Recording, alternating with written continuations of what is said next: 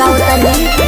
अरे नैहर लइके जाके छोटी घाटी जाके जल्दी चल पगली। अब बात जीरू की ना का कुतैले रहिला। अरे चल ना। मिक्स बाय राहुल राय, मां सती रिकॉर्डिंग स्टूडियो आधा। 5 मिनट रुके सैया करे दी सिंगार, देरी ना होई जनी खाई कपार। रुकी ना का कुतैले बानी खाई कपार। 5 मिनट रुके सैया करे दी सिंगार, देरी ना होई जनी खाई कपार। दौरा उठाए जी उखिया सजाए जी बात रो करी लखाई। अरे कबेले कहत तनी जल्दी चल रे पगली, जल्दी चल रे। रुकी हो गई घर से निकल अमर पाली छठी घाटे चलो हाली हाली हो। पाउडर लगाव तारू खाली छठी घाटे चलो हाली हाली हो।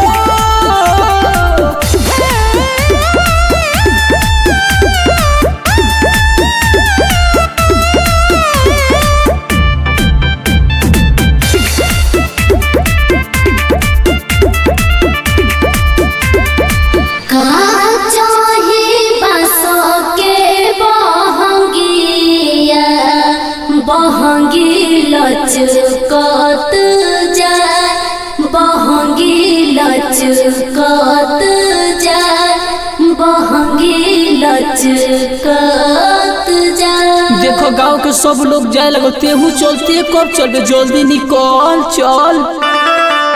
जानू हो जानी करो तू देरी, हो रगिया के भीतर जात बटे बेरी। अरे कायो कुतैले बानी जी, सब तो घर ही बा। अरे छठ घाट भीड़ हो, जल्दी चल ना चल। चला तनी रुकी ना सैया काहे बानी ओ कुताई। ए राजा जी बाटे नथिया हेराई। ये धनी तोहर बात सुन के माथा पगलाइल। सासू जी के संगे चली कन्हिया पबंगे धली लौकता सूरज के लाली। देखी तो अभी सोगरे हजूर बा। घर से निकल अमर पाली छठी घाटे चलो हाली हाली हो। पाउडर लगाव तारू खाली छठी घाटे चलो हाली हाली हो। सब रात्रि में चल अरब दे दे।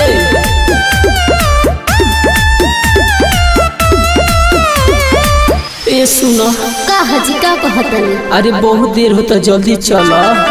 सोना हो सभे छठी घाटी गइल, बारू तुम्हें कोपे में ओझुराइल। चली चली अब तो पूरा तैयारी हो गई, अब निकली जा।